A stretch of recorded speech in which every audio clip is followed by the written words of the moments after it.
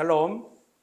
설교를 들으시는 모든 분들께 하나님의 은혜가 충만하시길 기원합니다. 아멘. 성경 통독 프로젝트 45번째 노마서입니다. 성경 통독을 돕기 위한 프로젝트 설교인이 설교를 들으시고 성경을 통독하는 은혜가 있기를 기대합니다. 아멘. 목차를 보겠습니다. 구성은 전과 같습니다. 성경의 파노라마, 노마서 개관, 노마서 내용분해, 노마서 포인트 체크, 점검다리 설교, 노마서 교훈, 에필로그로 구성되었습니다. 성경의 파노라마. 신약성경 27권은 문학적 장르에 따라서 복음서, 역사서, 서신서, 예언서로 분류됩니다. 서신서인 노마서는 신약성경의 6번째 책입니다. 노마서 연대표를 보겠습니다.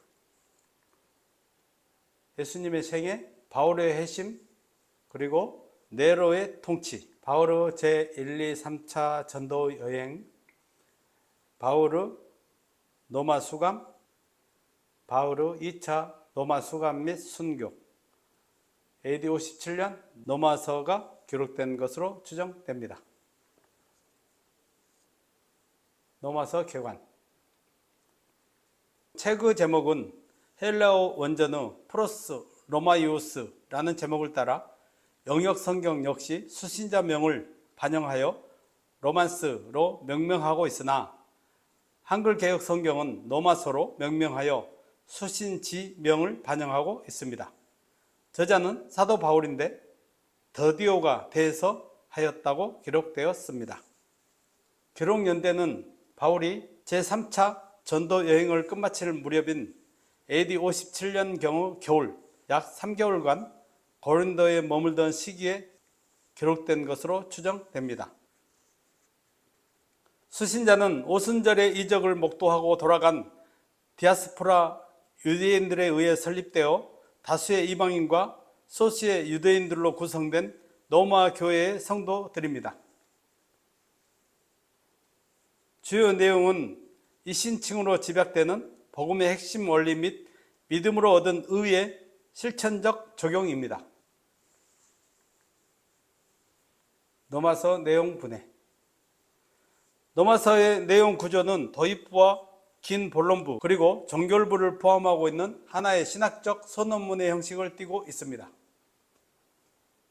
도입부 1장 1절에서 17절은 사도 바울의 자기소개와 인사, 노마 성도에 대한 감사와 기도, 그리고 노마를 방문하고자 하는 계획과 동기 및 복음의 핵심인 이신칭의 원리에 대하여 요약 제시하고 있습니다. 본론부 1장 18절에서 15장 13절은 5단락으로 구분되며 본서를 통해 제시하고자 하는 하나의 포괄적인 주제인 이신칭의 원리에 맞추어 단계별로 내용을 전개해 나가는 방식을 취하고 있습니다. 첫 번째, 죄와 심판. 바울은 이방인이든 유대인이든 모든 인간이 죄 아래 있음을 선언하며 이신칭의 은혜의 필요성을 논증합니다. 두 번째, 칭의. 율법의 행위로서는 도무지 하나님의 의에 이를 소망이 없는 인간에게 하나님은 율법과 상관없는 그리스도를 믿는 믿음으로 말미암아 값없이 은혜로 주어지는 믿음의 의를 나타내셨습니다. 세 번째, 성화 및 최후의 승리. 하나님의 의가 우리에게 어떤 효력과 결실을 가져다 주는가를 제시하는 내용으로 성도의 성화와 최후의 승리에 관한 내용입니다. 네 번째, 구속사의 섭리와 주권. 이신칭의 원리에 근거한 구속사 전개 과정을 다루는데 하나님의 구속사가 이신칭의 원리에 근거하여 전개되어 왔고 또 진행되고 있음을 보여주고 있습니다. 다섯 번째, 칭의된 바른 생활. 본론부의 마지막 부분으로서 믿음으로 얻어진 의가 구원받은 성도들의 실제적인 삶을 통해 실천되고 적용되어야 함을 제시하고 있는 내용입니다. 만일 로마서에서 이 부분이 없었다면 노마서는 자칫 딱딱한 교리서가 될 우려가 있었으나 이 부분을 통해 교리와 실천의 적절한 균형이 이루어지고 있습니다. 결론부 15장 14절에서 16장 17절은 노마 방문 계획 통보 및 기도 요청, 그리고 바울 및 바울 동역자들의 노마 성도에 대한 개별 인사와 송영으로 본서 전체를 마무리하고 있습니다. 노마서 포인트 체크. 전체 13권의 바울 서신들을 비롯한 총 21권의 신약 서신들 중에서도 노마서는 그 서두를 점하고 있습니다. 노마서는 잘 알다시피 이신칭의 원리를 그 기본 주제로 하여 전개됩니다. 이신칭을 한 주 예수 그리스도를 믿고 회개할 때에 그 믿음에 의하여 하나님 앞에서 제사함을 받고 의인의 지위를 얻는 것을 말합니다. 성도가 믿음으로 의인으로서의 영적 지위를 획득하는 것은 인생의 입장에서 보자면 의인의 지위를 얻는 득의요, 하나님의 입장에서 의인이라고 불러주시는 칭의입니다. 이 믿음의 의는 인간 스스로 획득한 것이 아니라 하나님이 의롭게 여겨주신다는 것이 핵심입니다. 그런데 이 칭의 또는 득의는 성도 각자가 실질적 구원의 전 과정에 필히 요청되는 최소한의 법적 요건의 충족입니다. 노마서를 이해하기 위해 필요한 교리적 용어를 살펴보자면 하나님의 의의 관점에서 죄란 하나님의 의에 믿으라는 것이며 심판은 죄에 대한 하나님의 반응입니다. 또한 칭의란 행위와 관계없이 믿음을 통해 은혜로 주어지는 하나님의 의의 선물이며 성화란 하나님의 의가 성도에게 적용된 결과 및 효력을 의미합니다. 뿐만 아니라 믿음을 통한 하나님의 의는 우리에게 계속적으로 효력을 발휘하여 최후의 승리에 이르게 합니다. 마지막으로 기독교 윤리란 하나님의 의가 성도의 실천적인 삶을 통해 표출되는 것입니다. 정리하면 노마서는 하나님의 의라고 하는 커다란 얼개를 중심으로 기타 신학적 주제들이 세부 구조를 형성하고 있는 하나의 건축물과도 같다고 하겠습니다. 노마서 이해에 도움을 얻기 위해 노마서가 기록될 당시의 노마 교회의 형편을 살펴볼 필요가 있습니다. 당시 노마 교회는 디아스포라 유대인들에 의해 세워진 교회로 본래는 유대인 중심의 교회였습니다. 그러나 AD 49년 노마 황제 글라우디오의 노마에서의 유대인 추방령과 추방령이 해제된 이후 노마 교회 구성원의 상황은 완전히 바뀌었습니다. 즉 유대인들이 노마에서 추방되었다가 돌아온 후에는 이방인 출신 성도들이 노마 교회의 압도적 다수를 차지하게 되었고 유대인 출신 신자들은 소수에 지나지 않게 된 것입니다. 그런데도 유대인 출신 성도들은 노마 교회 내에서 강력한 영향력을 행사하고 있었습니다. 이러한 노마 교회는 유대인 출신 신자들의 측면에서와 이방인 출신 신자들의 측면에서 각각 문제점을 안고 있었습니다. 유대인 출신 신자들의 측면에서의 문제점은 그들이 율법주의적 신앙관에서 벗어나지 못하고 있었다는 것입니다. 즉 유대인 출신 신자들은 비록 예수를 구약에 예언된 메시아로 믿긴 하였으나 여전히 구약 율법을 문자적으로 지켜야만 구원을 얻으며 따라서 이방인들이 구원을 얻으려면 율법을 지켜야만 한다는 그릇된 구원관을 가지고 있었던 것입니다.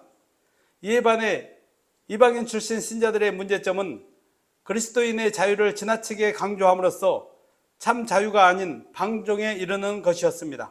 즉 이방인 출신 신자들은 그리스도인이 되었음에도 불구하고 과거의 방탕한 생활 습관을 그대로 가지고 있으면서 자기들은 율법의 행위가 아니라 믿음으로 구원을 얻었으므로 어떠한 생활을 해도 문제될 것이 없다고 생각하였던 것입니다.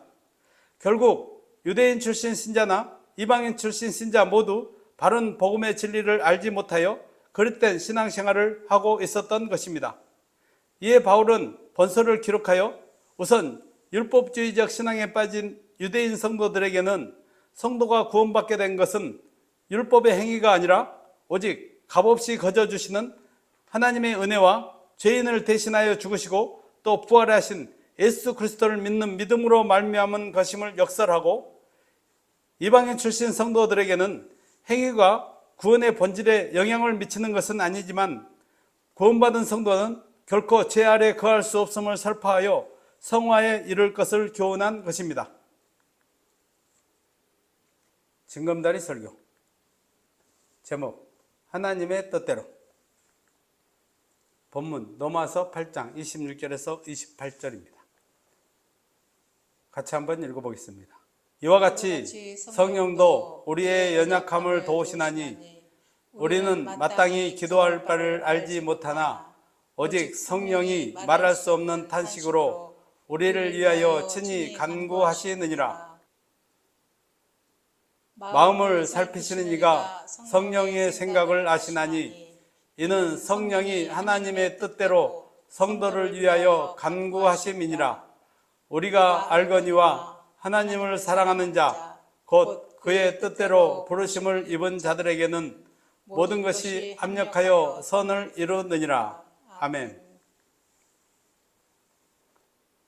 증검다리 설교 본문의 맥락.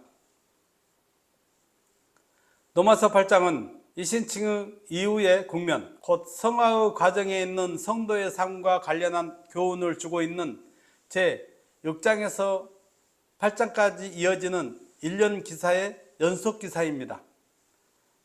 바울의 복음서라 불리는 로마서 전체에 있어서도 제8장은 황금장이라 일컬어질 만큼 유명하면서도 이신칭의 교리를 다루는 로마서 전체의 핵심 장이라 할 수 있습니다. 앞선 제7장에서는 성도와 율법과의 관계 및 성화 과정에 있는 성도에게 있어서의 율법의 역할과 성도의 내적 갈등에 대하여 보도하였고, 이어지는 제8장에서는 성도에 대한 성령의 사역을 중심으로 성도의 죄와 사망의 법에서의 해방과 양자됨 및 구원의 확실성과 최후의 승리를 제시하고 있습니다. 본문은 제8장의 셋째 단락으로 성도의 종말론적 영광에 대한 소망과 관련된 교훈을 보도하고 있는 18절로 25절에 이어 성화의 과정에 있는 성도를 위한 성령의 중보 사역 및 하나님의 완벽한 구속 섭리와 관련된 교훈을 보도하고 있습니다. 26절로 27절은 성화의 과정 중에 있는 성도를 위해 성령께서 성도의 연약함을 도우사 간구할 힘을 주시며 성도를 위해 하나님께 중보 기도하신다는 사실을 교훈하고 있습니다.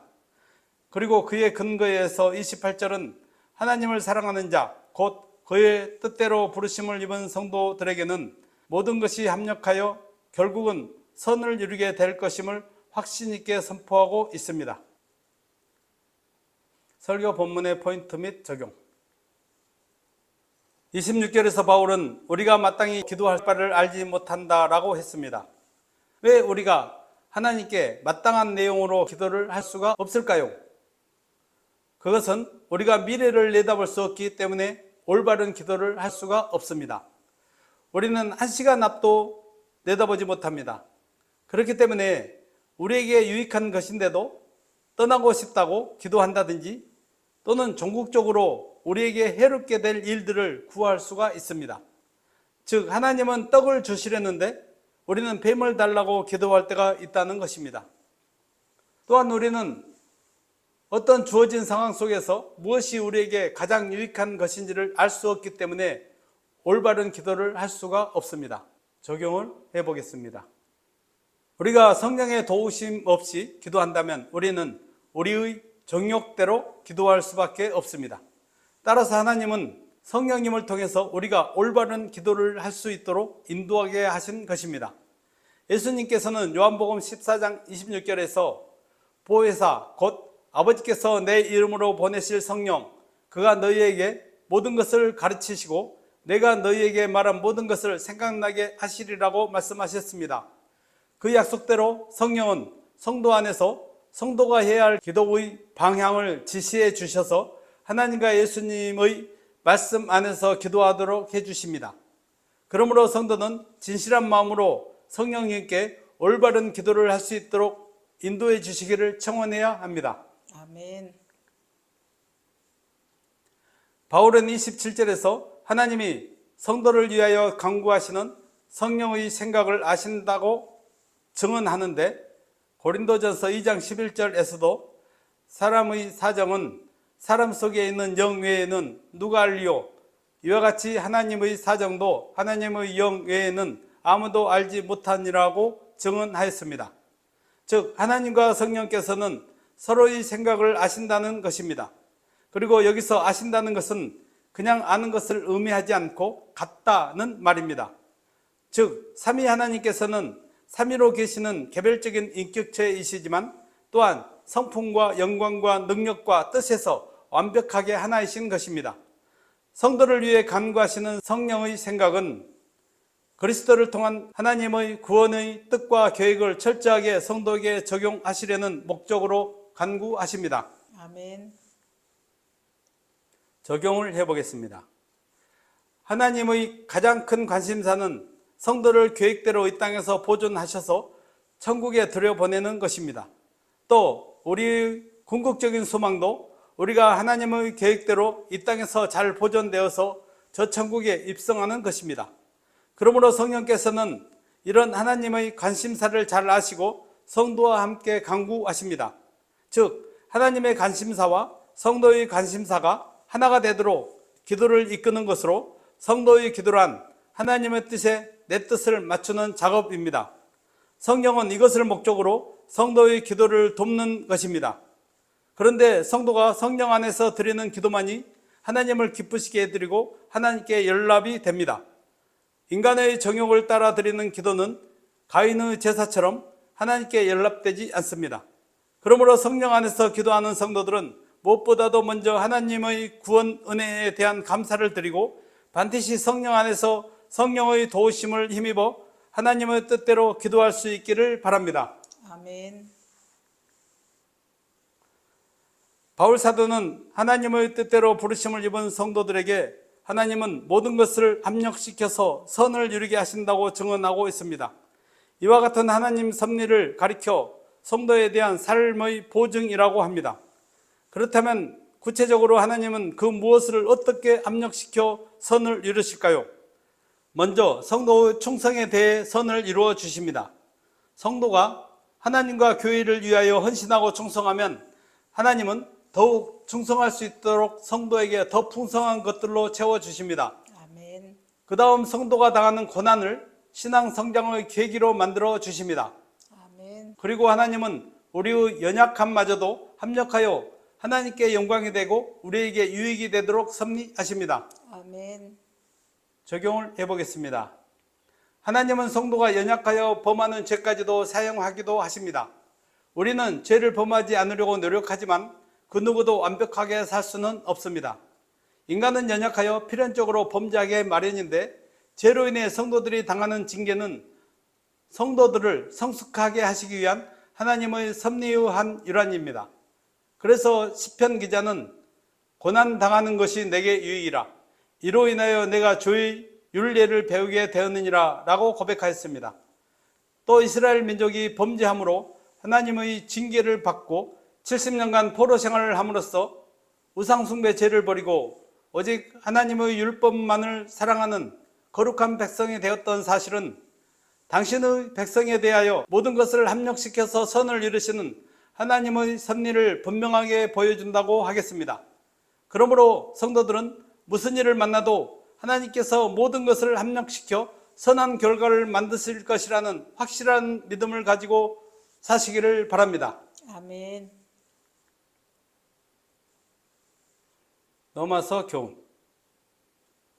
바울이 로마서의 도입부에서 로마 성도들에게 복음을 전하기 원하는 열망을 나타내는데 그 이유는 복음이 모든 믿는 자를 구원하는 하나님의 능력이 되기 때문입니다. 복음이 인류를 구원할 하나님의 능력이 되는 것은 그 속에 하나님의 의가 나타나 있기 때문입니다. 이 하나님의 의는 믿음으로 믿음에 이르게 하는 의, 곧 철저한 믿음의 의입니다. 곧 로마서에서 제시하는 복음에는 성도의 구원의 출발에서 완성에 이르기까지 일관되게 적용되는 믿음의 의가 체계적이고도 심층적으로 제시되어 있습니다. 이 복음을 전하려는 열망을 가진 바울처럼 오늘날 복음의 사역자들이나 성도들 역시 모든 믿는 자를 구원하시는 복음의 능력을 확신하고 복음 전파의 열망에 불타올라야 할 것을 교훈해 줍니다. 아멘. 로마서에서 말하는 하나님의 의란 물론 믿음의 의입니다. 그런데 이 믿음의 의를 이해하는 핵심은 바로 율법의라는 말에 담겨 있습니다. 율법은 그 자체로 선하고 의로운 것으로서 절대적인 하나님의 의의 기준입니다. 그러나 죄의 부패한 본성을 지니고 있는 인간은 율법의 기준으로는 하나님의 의에 도무지 도달할 수 없습니다. 따라서 하나님께서는 인간을 구원하시기 위해 율법 외의 의를 복음에 나타내신 것입니다. 율법 외에 나타난 하나님의 의는 인간에게 아무것도 요구하지 않습니다. 오직 믿음, 곧 그리스도의 죽음을 통해 나타난 하나님의 사랑을 단지 믿고 받아들이기를 요구할 뿐입니다. 아멘. 그런데 바울은 믿음으로 믿음에 이르게 하는 의는 성도를 의롭다고 선언하는 것으로 그치지 않고 성도의 삶에 지속적으로 작용하여 하나님의 거룩한 성품을 반영하는 새로운 삶으로 이끌어 준다고 합니다. 아멘. 따라서 믿음으로 의롭게 된 성도는 반드시 성화의 삶으로 나아가야 한다는 사실을 교훈해 주고 있습니다. 아멘. 비록 거듭난 그리스도인이라 할지라도 육체를 통해 역사하는 본성과 싸우게 되며 또한 죄와의 싸움에서 종종 실패한다는 것은 그리스도인의 보편적 경험입니다. 로마서는 이러한 그리스도인들의 내적 갈등을 인정하며 동시에 죄와의 싸움에서 승리의 원리를 제시합니다. 그것은 바로 성령을 쫓아 사는 것입니다. 한마디로 성령은 육신으로는 도무지 이룰 수 없는 율법의 요구를 이룰 수 있게 하십니다. 율법은 인간에게 하나님의 의의 기준을 제시할 뿐 인간의 연약함에 대해서는 고려하지 않습니다. 하나님은 연약한 인간이 율법의 요구를 이룰 수 있는 방법을 제시하셨는데 그것은 바로 성령을 쫓아 사는 것입니다.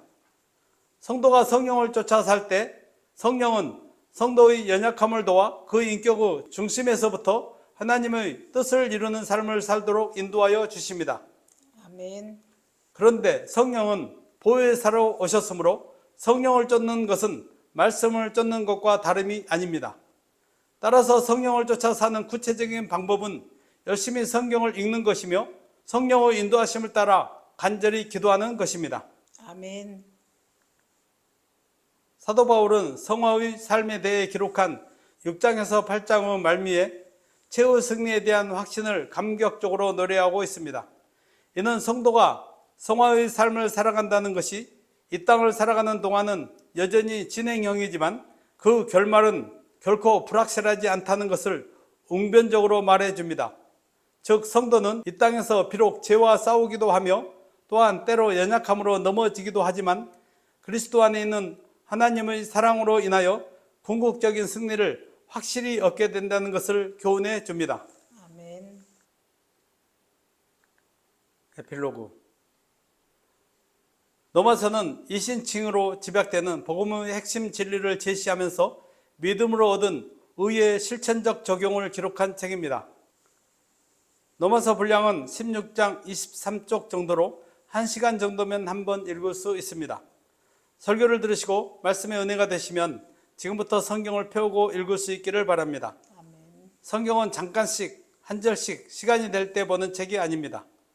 말씀을 읽을 계획을 세워서 하루에 1시간 정도씩 꾸준하게 통독하면서 성령의 감동으로 하나님을 아는 지식의 지경을 넓히며 성령을 쫓아 사는 성도들이 되시기를 기원합니다. 아멘. 말씀을 정리하고 마치겠습니다. 로마서의 이신칭의 교리를 통해서 우리는 하나님의 의는 믿음으로 믿음에 이르게 하는 의, 곧 철저한 믿음의 의라는 것을 배웠습니다. 그리고 어렵게 된 성도는 반드시 성화의 삶으로 나아가야 하는 것도 알았습니다. 그럼에도 불구하고 연약하여 할 수 없는 인간들에게 하나님께서 방법을 제시하셨는데 그것은 바로 성령을 쫓아 사는 것입니다. 아멘. 성령을 쫓아 살 때 그리스도 안에 있는 하나님의 사랑으로 인하여 궁극적인 승리, 최후의 승리를 얻게 될 것을 믿는 성도들이 되시기를 바랍니다. 아멘. 설교를 들으시고 성경을 읽으시는 모든 분들이 하나님의 은혜와 평강과 말씀의 능력으로 충만하시길 주의 이름으로 축원합니다. 아멘. 아멘.